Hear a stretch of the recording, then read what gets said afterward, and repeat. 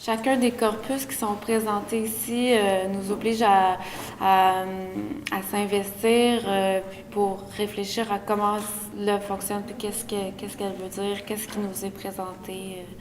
Je pense qu'ils se présentent tout un peu comme une espèce de casse-tête qu'il faut jusqu'à un certain point décortiquer pour essayer de comprendre.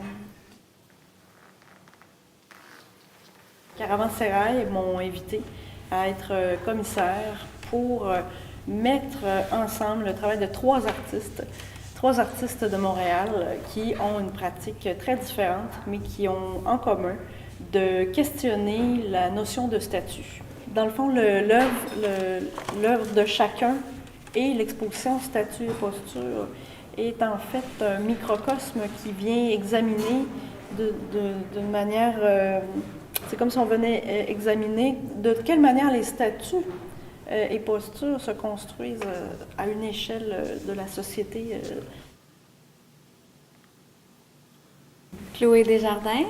J'ai fait mon baccalauréat à l'université Concordia et puis ensuite une maîtrise à l'UQAM que j'ai terminée il y a environ 1 an.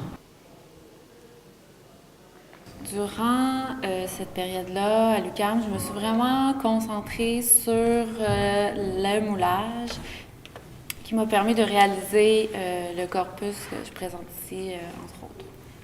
Les œuvres sont toujours construites, ou presque toujours construites, avec deux éléments. Un élément qui est construit avec des techniques là, de menuiserie, puis qui est peint en blanc, donc différents types de socles, de bases, de supports de présentoirs. Souvent aussi, il y a des vitrines en verre ou en plexiglas qui sont ajoutées sur le dessus puis qui viennent s'encastrer. Et des objets qui sont déposés sur ces présentoirs-là, qui sont presque toujours des objets qui sont produits avec la technique du moulage.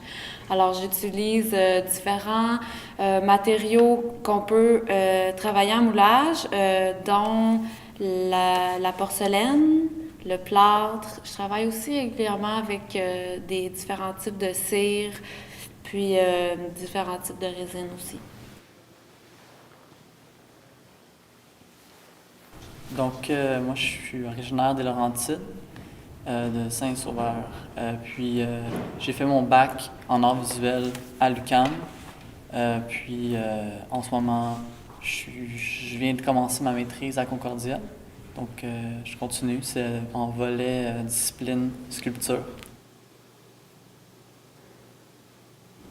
La table, la vitrine, qui reprend les codes muséales, tel que dans le travail de Chloé, mais j'ai conçu un point, que j'appelle un point parce que c'est comme un seau pour estamper la cire, mais plutôt une forme de point américain qu'on appelle, comme les armes blanches, mais ça vient un peu montrer le pouvoir ou l'espèce de poigne qu'il faut avoir. Oui, puis il y a une certaine violence aussi dans le pouvoir. Oui, c'est ça.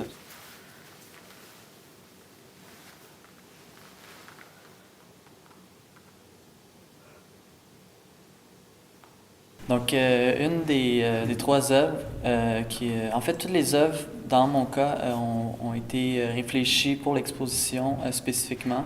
Je travaille pas toujours comme ça.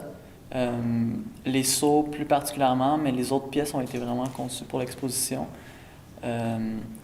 Dont une des pièces qui est la maquette en cire, qui est une reproduction à une petite échelle du lieu d'exposition, donc du contexte d'exposition. Caravansérail et la coopérative Paradis tentent de déménager du lieu pour différentes raisons. Donc, j'ai voulu, je me suis intéressé à cette idée-là de l'espace, l'architecture du lieu d'exposition même qui serait en train de fondre ou de se dissiper, de se dissoudre parce que justement, c'est ça qui a plutôt un statut précaire là, parce qu'ils veulent quitter. Bon, voilà, c'est un peu ça cette pièce-là. J'ai fait des études universitaires en histoire de l'art, en art visuel, dont une maîtrise que j'ai terminée il y a 3 ans maintenant. Sinon, mon travail, essentiellement, c'est un travail de peinture qui se précise de plus en plus autour du portrait psychologique. Il s'agit d'un travail, comme je disais, un travail assez traditionnel, si on veut, de pratique de la peinture à l'huile. Donc, j'utilise l'huile. Dans ce cas-là, j'ai poussé plus loin la référence à la peinture ancienne. Ce qu'on appelle la grande peinture en général. Moi-même, bon, je viens pas de l'académie et puis je suis pas un technicien. Mais donc, moi, il y avait quelque chose d'agréable d'utiliser ces conventions-là dans les matériaux aussi. Donc, je travaille toujours à l'huile. Dans ce cas-là, j'ai utilisé du vernis d'amare, qui est un vernis qui est utilisé depuis très longtemps. J'ai fabriqué des cadres. En fait, il s'agit de reproductions exactes de cadres du 17e siècle. Bon, l'idée dans tout ça, c'était c'était par le dispositif de conférer au tableau un statut d'œuvre important. Il y a quelque chose dans ce dispositif-là qu'on retrouve dans la peinture religieuse, par exemple, ou des tableaux de nobles, ou peu importe, qui se retrouvent dans les musées, même dans les églises. Et puis tout ça contribue à rendre la représentation impressionnante. Et puis souvent, c'est pour faire la promotion de l'importance de ce qui est mis en scène, soit un Christ en croix, soit un pape. Mais dans ce cas-là, j'utilise le même dispositif, mais pour mettre en scène, c'est vous et moi, cet homme-là. C'est n'importe qui. C'est un homme, un modèle générique pour moi, un homme complet, cravate. C'est l'homme qui va à un mariage ou qui va au bureau, ou c'est tout le monde, je pense. Mm-hmm. Dans une institution comme une institution muséale ou une institution comme un centre d'artistes, Caravansérail, également, on questionne comment ça fonctionne le système de présentation d'œuvres d'art. Puis ici, Philippe Caron-Lefebvre nous a présenté le sceau Caravansérail qui vient attester du parcours artistique puis du statut artistique dans l'institution. La façon que je travaille, c'est vraiment de reprendre le lieu d'exposition, l'architecture extérieure du bâtiment pour concevoir, tel un designer, un peu une image, un logo, un sceau qui vient emprunter un peu à toute cette esthétique-là des sceaux d'autorité des institutions ou d'autres structures de pouvoir. Donc, c'est un peu une espèce d'appropriation de ce pouvoir-là. Puis, je le représente en sceau, comme son logo. Pour rebondir sur ce que François et Philippe disaient, je pense que c'est clairement le même genre de thématiques qui sont soulevées dans mon travail, mais je pense que c'est une approche qui est encore plus autoréférentielle. Vraiment, c'est les codes de la sculpture et les codes de la présentation des œuvres d'art. Je veux dire, clairement, c'est une façon de questionner l'institution, mais c'est encore plus un regard porté vers l'intérieur, vers l'œuvre elle-même, comment l'œuvre est construite, comment elle est perçue. Et c'est un système de représentation qui est très codifié, qui est très fermé, que je conçois très fermé sur lui-même, puis très...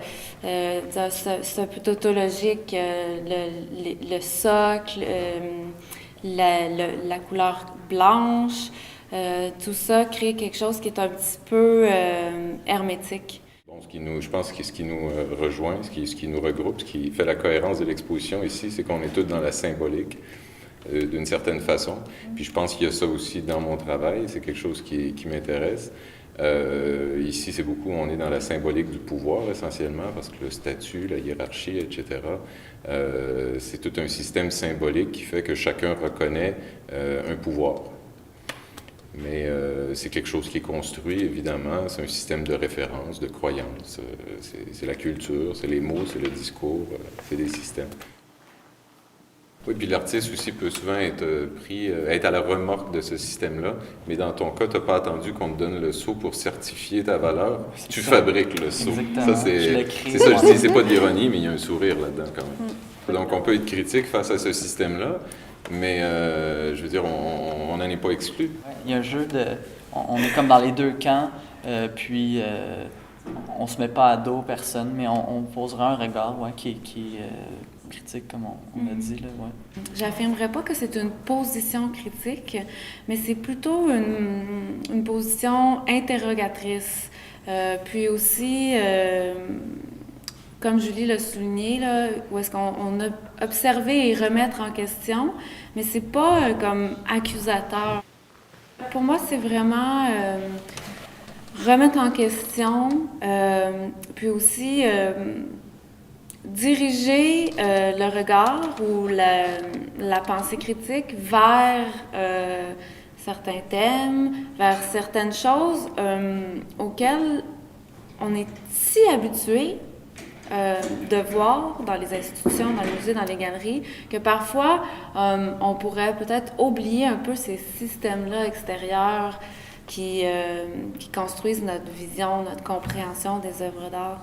J'essaie d'inverser le processus où là, tout d'un coup, c'est ça qui prend toute la place dans le dispositif.